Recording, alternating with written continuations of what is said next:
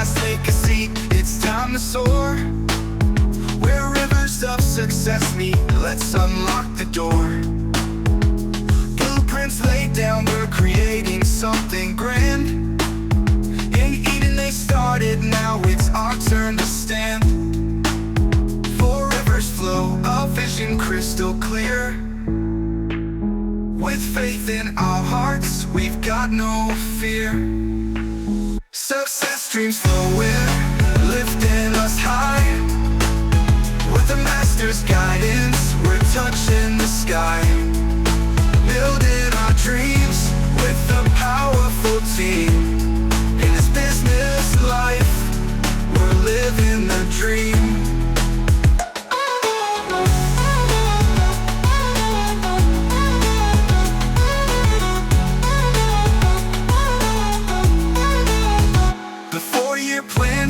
Rejecting that slow grind.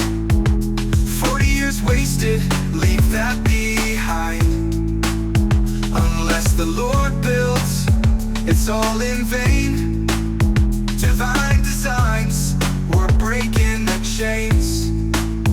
Biblical blueprints, success is blessed.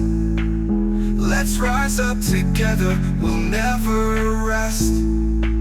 Success streams flowing, lifting us high. With the master's guidance, we're touching the sky. Building our dreams with a powerful team. In this business life, we're living the dream. So here's to the journey, we're set to take flight. With faith as our armor, we're ready to fight.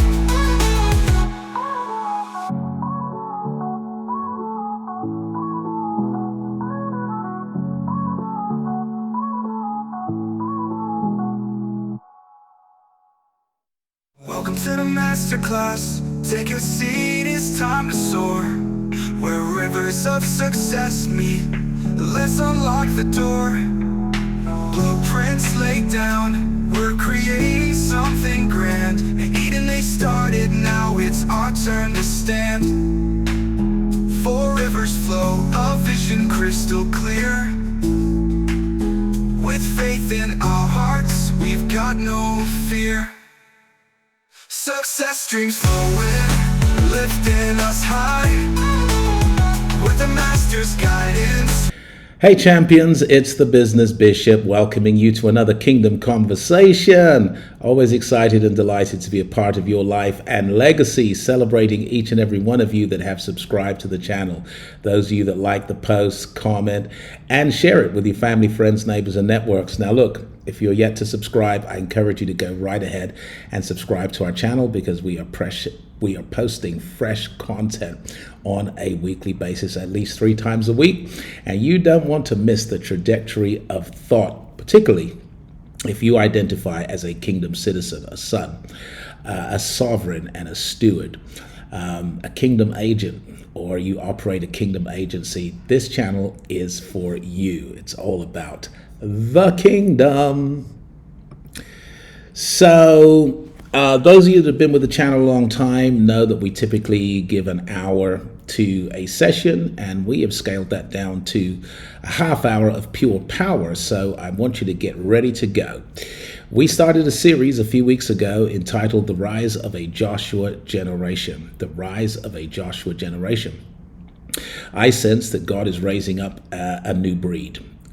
I see the birth of this new breed in every nation that we are blessed to visit all over the world. Something is stirring in the people of God. People are recovering their kingdom consciousness, their sense of identity, mission, purpose, assignment, and direction, and believers are mobilizing to take action.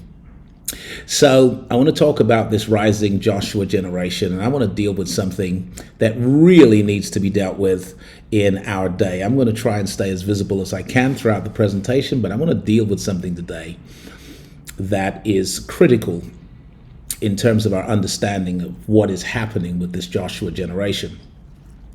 Now, if you identify as the Joshua generation, and that's really the generation of people that are sick and tired of going around in circles, right? 40 years in the wilderness, that's not our portion. You have set your sights on the promised land. You realize that you are anointed and appointed to take territory, to seize cities, and to advance the agenda of heaven on earth.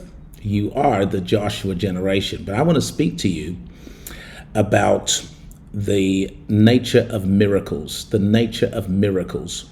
because Joshua's generation, the people who conquered Canaan, the people who took the territory and seized the cities, the people that brought the promised land under the auspices of the kingdom,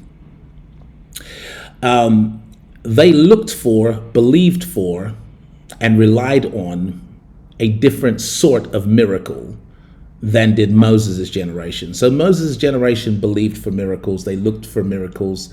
They expected, anticipated miracles. They relied on miracles. But Joshua's generation equally believed for, looked for, relied on miracles, but they were different in nature. So I want to talk about the changing nature of miracles and the kind of miracles that you need to be believing for, that you need to be looking for, that you need to be relying on as the Joshua generation. So here's a bit of an outline. I'm going to talk about the shift in the nature of miracles, miracles that match your stage of maturity, the miracles of Moses versus the miracles of Joshua. The miracles change as the move matures. The Joshua generation expects modern miracles, and then we are going to conclude. So if you are excited, then I want you to light up the, there's my sound effects. If you're excited, I want you to light up the comment section and let me know that you're in the right place at the right time. So the shift in the nature of miracles. So here goes. So every generation of God's people experiences miracles. So anyone that tells you that the days of miracles are over, the days of miracles were confined to the apostolic age, the days of miracles were confined to the Old Testament, and the days of miracles are over, fails to understand this simple truth. There is no such thing as a day of miracles. There is only a God of miracle working power who is the same yesterday, today, and forever. He does not change. He is immutable. And in this respect, every believer in every generation can expect interventions, miraculous interventions on their behalf by God, right? God is the God of miracle working power. He's the sovereign. He is the supreme court of the universe, and he can overrule or temporarily suspend the natural laws in your favor. He can temporarily suspend those natural laws and overrule them because he is the higher court. So in every generation, God's people experiences miracles, but the type of miracles God performs is directly connected to the stage of development that they are in. So the things that God will do for you will change based on your stage of development. So that the miracles God did through Moses were not the same as the miracles he did through Joshua. The miracles of Moses were very different to the miracles of Joshua. Why? Because the children of Israel were at a new stage in their development. The move had matured and required a different sort of intervention.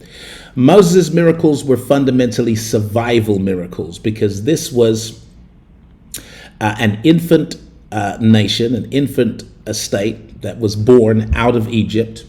All right, so the crossing of the Red Sea, the parting of the waters, the crossing of the Red Sea is the metaphor for the breaking of waters and the birth of a baby, because what came out on the other side of the Red Sea was a baby nation.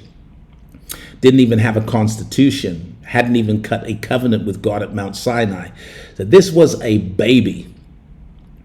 And babies are totally dependent on the love, care, and support of adults, typically of a mother. And so God did for Israel things that typically a mother would do for a baby. God carried Israel. God comforted Israel. God fed Israel. God defended Israel. God did all of these things. But these were fundamentally survival miracles. What were they? Survival miracles. And of course, these were the miracles for infants, for wilderness people, for those who cry and receive. And actually, when a baby needs something, right, it's unable to articulate with vocabulary what it actually needs. And so it uses this code. It cries. And so all throughout the early stages of the Exodus, what we see is Israel crying unto the Lord. And as they cried, they were fed. As they cried, they were protected. As they cried, they were carried. As they cried, they were comforted. These are survival miracles. But Joshua's miracles were not survival miracles. They were success miracles. These were miracles of conquest. These were miracles of strategy. These were miracles of victory. And these were territorial miracles in which Joshua was able to take territory and seize cities that were well fortified, being defended vigorously by the enemy. Joshua was able to take those cities, to seize those cities and take that territory by a sequence of mature miracles, not survival miracles, but success miracles. And is there anybody here under the hearing of my voice that's ready to transition from survival miracles to success miracles? Then you need to make some noise. You need to make some noise in the chat box or in the comment section. Let me know that you're ready to transition from survival miracles to success miracles. So let's explore this in some more detail, the shift in the nature of miracles. God told Joshua, in Joshua 1 verse 5, "As I was with Moses, so I will be with you. I will not fail you nor forsake you." What a powerful promise, designed to generate courage and confidence in Joshua. But I want you to notice that there is a difference between God's presence and God's performance. God said to Joshua, "I will be with you like I was with Moses." He didn't say, "I'm going to do for you what I did for Moses." And so what we had is continuity of presence, God with Joshua like he was with Moses. But we see a change of method because God's not going to do for Joshua what God did for Moses. Now, I'm going to show you this in a little more detail.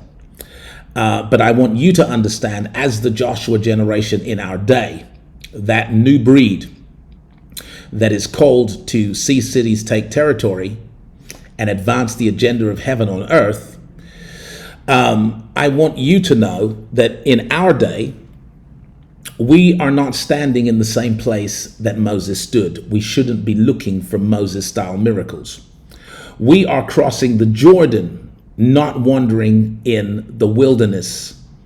We need a different kind of miracle. We're taking Jericho. We're not begging for manna. We need a different kind of miracle. Somebody scream, "I need a different kind of miracle." I need a different kind of miracle, because we're not standing in the same place Moses stood. We're crossing Jordan. We're not wandering in Sinai. We're taking Jericho. We're not begging for manna.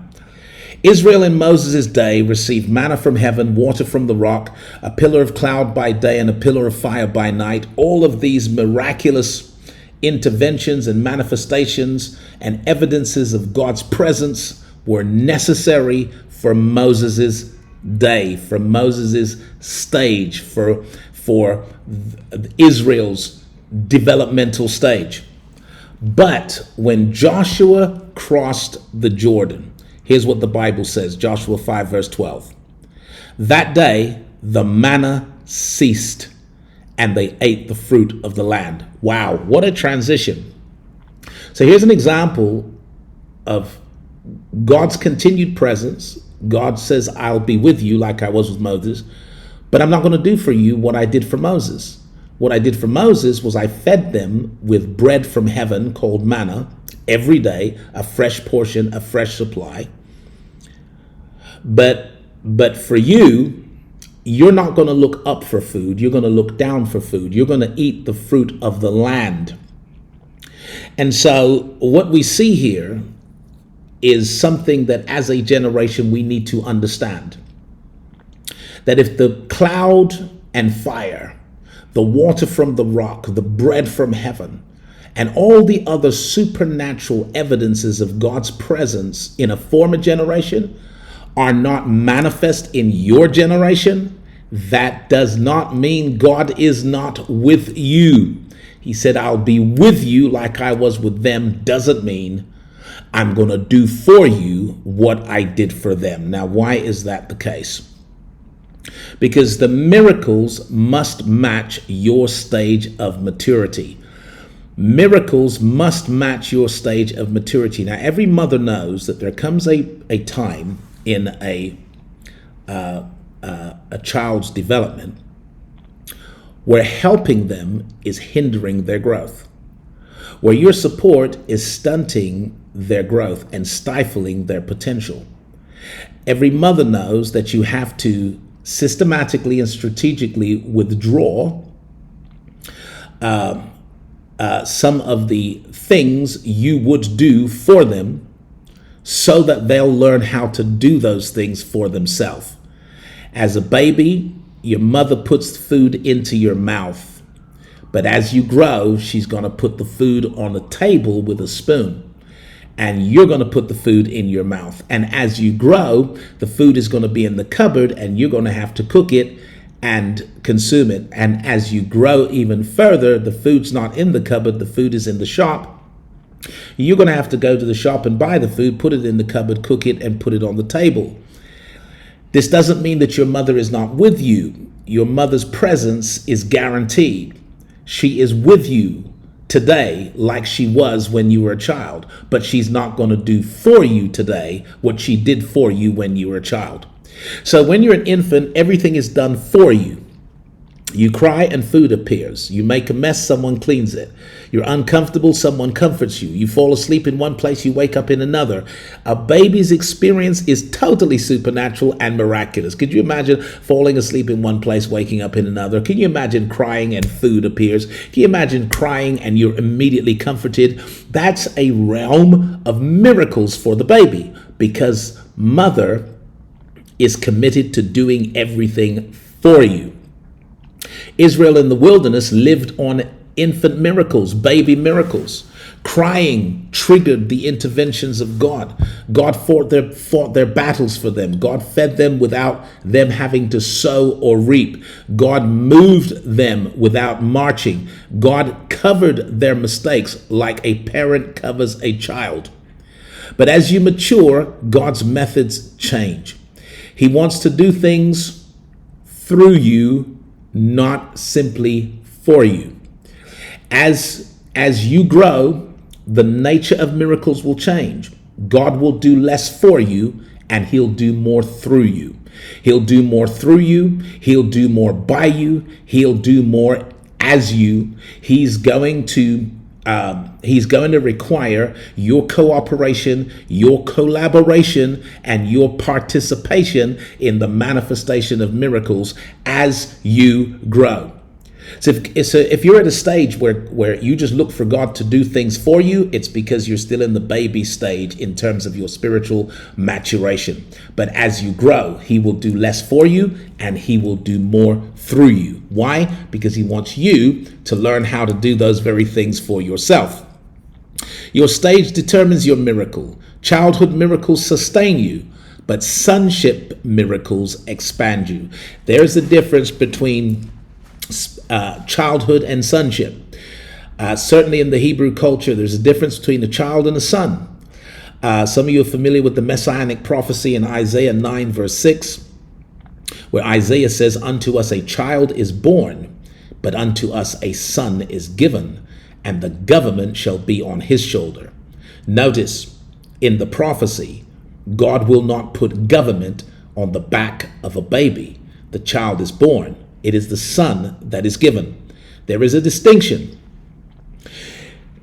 Children need a certain kind of miracle, but sons need a different sort of miracle. And so childhood miracles will sustain you, but sonship miracles will expand you. And this is why Paul said in 1 Corinthians 13, verse 11, when I became a man, I put away childish things. So let's look at the difference between Moses' miracles and Joshua's miracles. Moses' miracles were survival, provision, protection, deliverance from crisis, things happening to the environment, God acting directly with no human strategy, collaboration, participation required. I'm doing it all for you. God even said to Israel, look, I carried you on eagle's wings. This means, look, you didn't even have to fly. I took you places in my own might, in my own strength. That's what God did for Moses. And examples, of course, are the Red Sea parting, the plagues, the manna, the water from the rock. Believe it or not,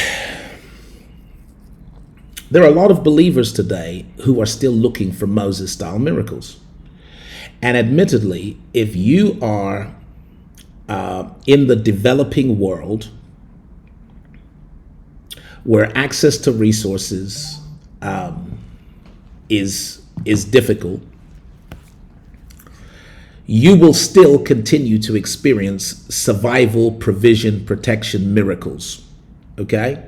And we see this happening in the developing world all the time. Miracles that sound almost exactly like the New Testament. God doing things for people because they cannot do those things for themselves.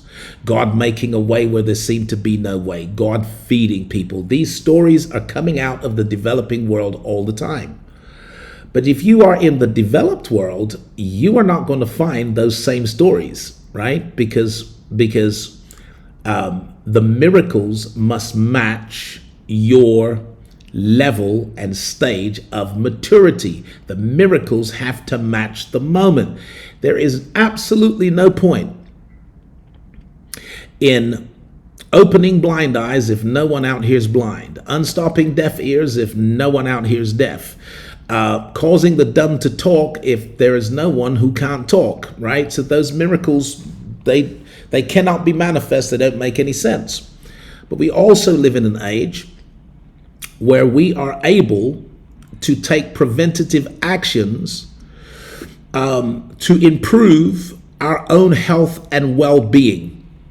God is not ignoring that when it comes to the physical and biological miracles that we see in the New Testament. There are some things God's not going to do for you. Okay, so well, but he did it for others. He did it in the New Testament, but he's not going to do it for you because you live in an age where you are able to investigate and understand what is happening to you medically and biologically, and to take preventative actions to make sure that you protect yourself against disease and infirmity.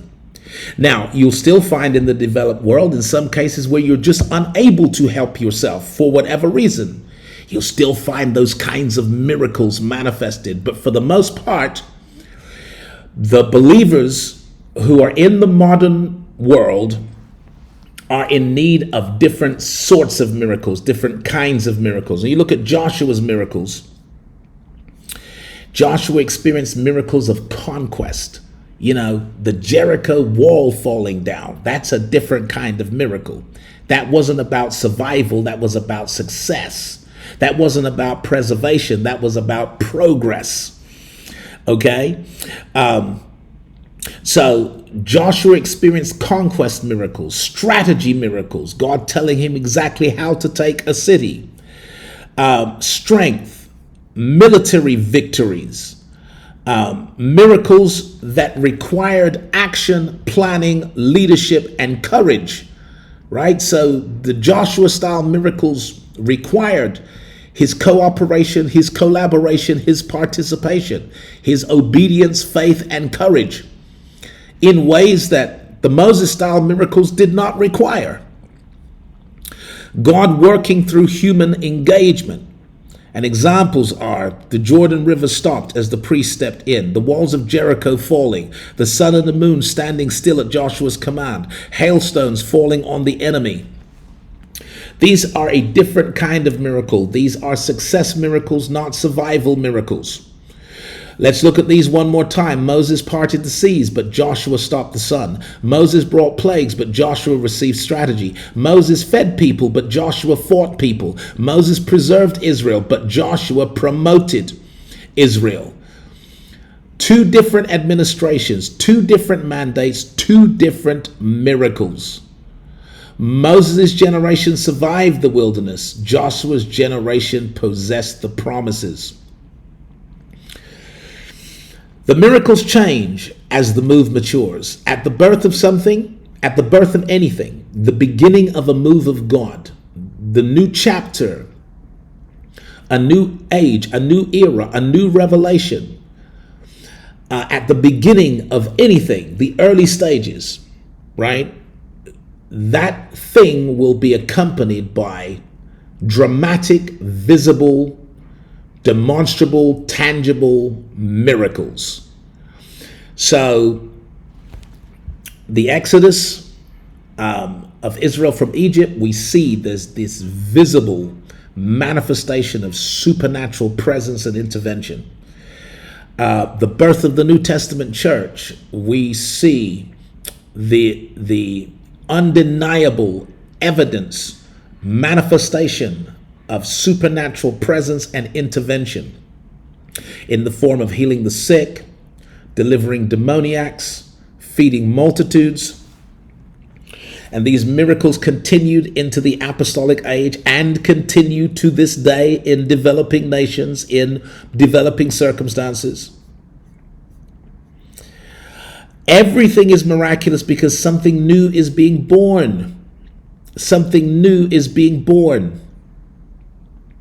We see this in creation. Genesis 1 and 2. God said, "Let there be," and it was so. That's what the genesis of anything looks like. It is miraculous. Lots of things are done for you. Lots of things are done in spite of you. Lots of things are done without your cooperation, collaboration, and participation, because you're the baby, the move is a baby, and things get done for it. In the New Testament, we see the miraculous healings and deliverances. These miracles accompany the birth of the gospel's movement. But Jesus said to his disciples, "The works that I do will you do also, and greater works than these shall you do." What? Greater works than these shall we do. I'm not sure if anyone heard me say greater works. Now, I think the greater works is a mystery. There is a mystery of the greater works, because what could he possibly mean? I mean, what is greater than raising the dead? What's greater than cleansing lepers? What's greater than opening the blind eyes? What's greater than having the lame who never walked to walk? What could be greater than feeding thousands of people from 5 loaves and 2 fish? What could be greater than walking on water? When we look at all the miracles of Christ, what does he mean by greater works? What could be greater than that? Some will say, well, it's a greater volume of work, right? Because, the corporate body of Christ would have the anointing of the Christ, and there would be more of these miracles happening in more places at the same time. So some people think greater means greater volume. But here's the truth. We don't actually know how many miracles Jesus worked.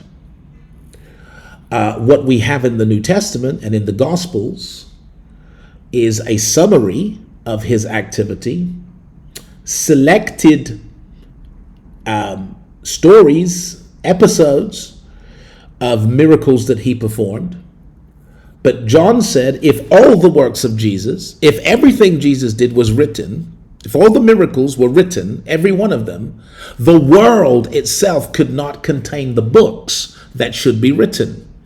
So there are lots of things that Jesus did that are just not even there, right? Because if they were all written, the world could not contain the books. In some cases, the Bible brushes over thousands of miracles with a very simple statement, and he healed them all. Woo! He healed them all. Somebody need to scream. Well, how many blind were in the all? How many deaf were in the all? How many lame were in the all? How many lepers were in the all? How many demoniacs were in the all? He healed them all. So I don't think greater works means greater volume of the same. But actually, greater work means a more significant work, a work that is more significant than biological healing. Because there are things that are actually more significant than biological healing. Do you know that you can be biologically, physically healed from an infirmity and still not follow through on your faith? A lot of people in the modern world are finding healing in medicine. They're finding healing in alternative medicines. They're finding healing in their meditations. They're finding healing. It's not necessarily leading people to personal faith in Christ, just overcoming ailments in the body like it did in the New Testament age. There's a more significant work.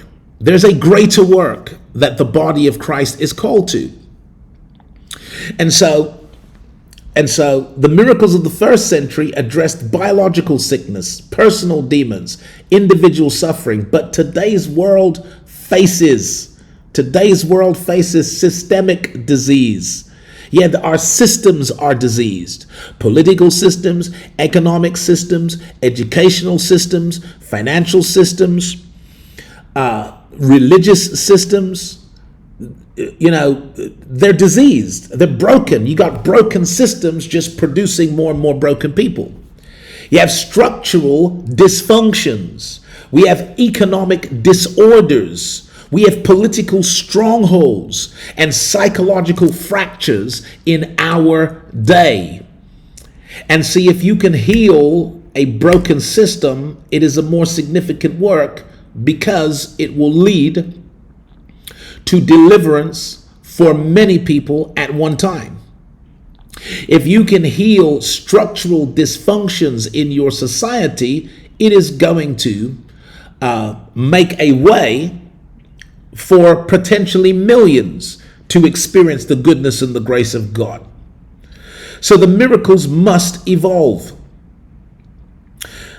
A Joshua generation today sees miracles not just in terms of healing sick bodies, casting out personal demons, but in terms of healing economies. I wish I had some help in here. Yeah, I said all that to get to this. Healing economies, healing industries, healing cities, healing governments, healing organizations, healing systems, healing families, and healing minds. Oh, I need to say that again because that's worthy of some epic sound effects here. A Joshua generation sees miracles not just as healing bodies, but healing economies, industries, cities, governments, organizations, systems, families, and minds. See, we're setting our sights on a more significant form of healing. Yeah, more significant form of healing and a more significant form of deliverance. Woo! The Joshua generation expects modern miracles. The Joshua generation lives in the promised land, not in the wilderness. Our challenges are different, so our miracles must be different. Today's Joshua generation needs more economic miracles. And if you're out here in need of an economic miracle, can you light up the comment section? Our generation needs marketplace breakthroughs. Our generation needs the miracle of innovation and ideas that transcend current thought. We need more thought leadership. We need more insight and foresight, like Joseph had the foresight to see the famine. We need miracles of creative solutions, strategic insights, professional favor, organizational deliverance, structural healing, and psychological restoration. Now, there are going to be some people who belong to the Moses generation, always getting out of something. Deliverance is just getting out.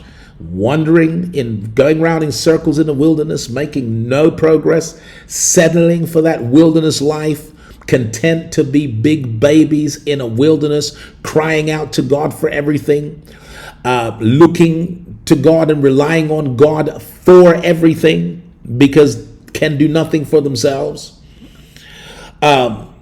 People with that paradigm and who embrace that philosophy will look at you in the Joshua generation and accuse you of being backslidden somewhat because you don't have the fire, you don't have the cloud, you don't have the bread from heaven. No, we don't have the fire, we don't have the cloud. That all stopped the day we crossed the Jordan. We don't have the fire, we don't have the cloud, we don't have the bread from heaven, we don't have water from the rock. But I tell you what we do have. We have a city called Jericho. Woo! I wish I had some help in here. You know what we do have? We have a city called Ai. And yeah, the Bible calls it Ai, as in A and I. Yeah, make of that. That's a whole nother message coming. We have the city of Ai. We have taken the territories that God promised to Abraham, Isaac, and Jacob. We have established a homeland for the sons of Jacob and the tribes of Israel. That's what we have. We have houses that we didn't build, wells that we didn't dig, vineyards that we didn't plant. We have a land flowing with milk and honey. We are blessed in the city and in the field when we come and when we go. We have driven out the adversaries and the enemies of God, the barbaric devil worshippers that the land itself was spewing out. We have driven them out. They came against us one way and they fled before us 7 ways. These are the miracles of a Joshua generation.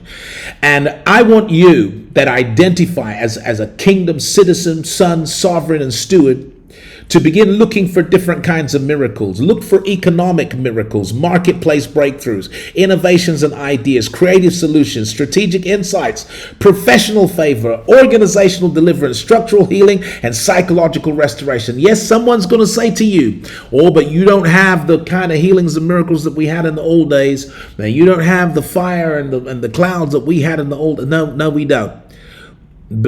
But we do have Jericho, and we do have the territory, and we do have the things that God promised to Abraham, Isaac, and Jacob, because God gave us the power to get wealth, that he may establish the covenant that he made with our fathers, Abraham, Isaac, and Jacob. The Joshua generation can expect deals to close for them, doors to open, strategies to unfold, systems to be healed, businesses to be flourishing, nations shifting, families restored, industries disrupted, problems solved, inventions birthed, and resources released. Those are the miracles you should be looking for today as a Joshua generation. And in conclusion, God said to Joshua, every place that the sole of your foot shall tread upon, that have I given to you. We're going to take this step by step. We're going to take territory. We're going to seize cities. We are believing for the miracles that match our mission.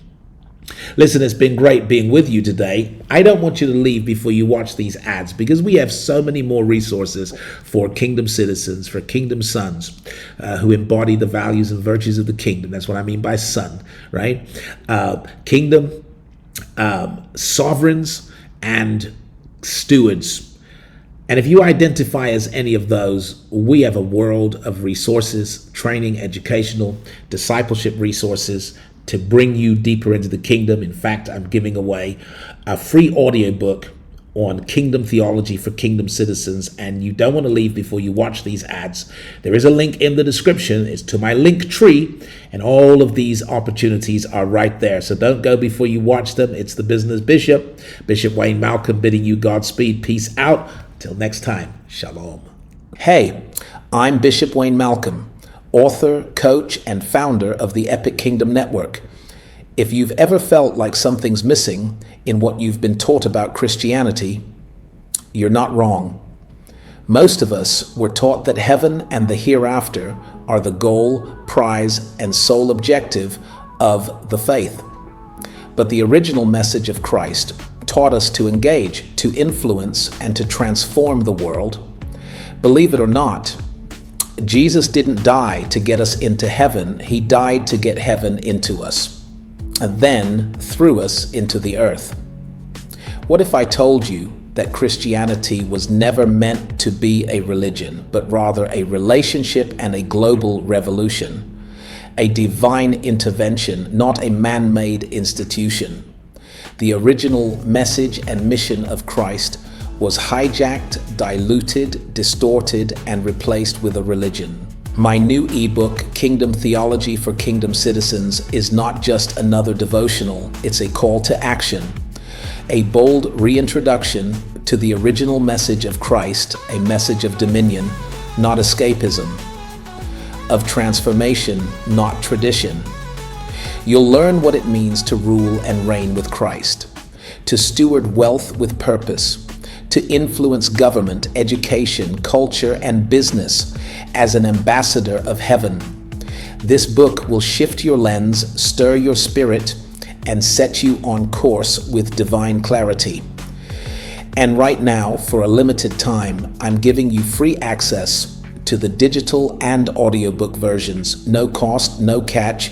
Just click the link in the description, grab your copy, and step into clarity. Hey there, entrepreneurs! If you enjoy the teachings of Bishop Wayne Malcolm, I've got something amazing for you. Introducing the New Breed Community, an exclusive online platform for kingdom-conscious entrepreneurs, professionals, investors, and creators. This isn't just a community, it's a movement where we discuss and explore kingdom concepts. Here, kingdom-minded people connect, share, learn, and grow together. Inside, you'll find exclusive content from Bishop Wayne Malcolm, including special sessions just for members. And the best part? It's free to join. The New Breed Community sits on the Heartbeat platform, where Bishop Wayne Malcolm is excited to meet you online. Join us for weekly Q&A sessions with Bishop Wayne, and get exclusive insights that can transform your life. Love to read? Join our book club to feed your mind and spirit. Got a prayer request? Post it and let's lift each other up. Have a testimony? Share how God's goodness is shining in your life. We're more than just a community, we're a movement. Discover the powerful relationship between your profession and your purpose. Join us now on the Heartbeat platform. Connect with us and let's grow together. Bishop Wayne Malcolm and the New Breed Community are waiting for you. So what are you waiting for? Hit that join button and step into a world of connection and growth. A warm welcome awaits you. See you on the inside. In the Bible, 40 days is never just 40 days. It's a turning point and a spiritual reset before a destiny release. 40 days of rain and Noah pioneered a new world. 40 days on the mountain and Moses received a nation-shaping blueprint. 40 days in the wilderness and Jesus stepped into global impact. After the resurrection, 40 days of kingdom teaching prepared the leaders of the early church. That's not a coincidence, it's a spiritual success system. Given that all these Bible characters launched their own legacies with a 40-day challenge, let me ask you, would you give God 40 days to transform the next 40 years of your life and legacy? What if 40 days of alignment could unlock 40 years of clarity, authority, and prosperity? What if 40 days of focus could unleash 40 years of favor? Check out my new 40-day challenge, an intensive kingdom immersion for entrepreneurs, builders, creators, and visionaries. Each day, we dive deep into kingdom philosophy, psychology, economics, business, and leadership. So you can stop the grind and start to grow with spiritual precision. Perhaps the next 40 years is waiting for you to consecrate 40 days of focused discipleship so that you can create a lasting legacy of success. If you're serious about your next season, don't miss this moment. Check out the link in the description and register now.